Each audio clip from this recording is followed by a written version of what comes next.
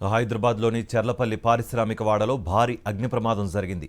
Phase 1లోని Sarvodaya solvent chemical కంపెనీలో ఒక్కసారిగా మంటలు చెలరేగాయి. మంటల ధాటికి రియాక్టర్లు పేలి భవనం మొత్తం కుప్పకూలిపోయింది. పక్కనే ఉన్న మహాలక్ష్మి రబ్బర్ కంపెనీకి సైతం మంటలు వ్యాపించాయి. హుటాహుటిన ఘటనా స్థలానికి చేరుకున్న అగ్నిమాపక సిబ్బంది 6 ఫైర్ ఇంజన్ల సాయంతో మంటలను అదుపులోకి తీసుకొచ్చారు. భారీగా ఎగిసిపడుతున్న మంటలను అదుపు చేయడం కష్టంగా మారింది. చుట్టుపక్కల పరిశ్రమలకు మంటలు వ్యాపించడంతో పొగ, కెమికల్ వాసనలతో స్థానికులు ఉక్కిరిబిక్కిరయ్యారు.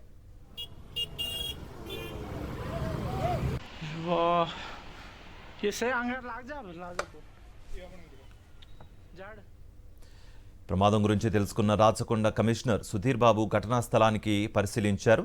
ఫైర్ సిబ్బందికి సూచనలిస్తూ ప్రమాద తీవ్రతను తగ్గించే ప్రయత్నం చేశారు. పరిశ్రమల్లో ప్రమాదాలు జరగకుండా యాజమాన్యాలు కట్టుదిట్టమైన భద్రతా ఏర్పాట్లు తీసుకోవాలని సూచించారు సిపి.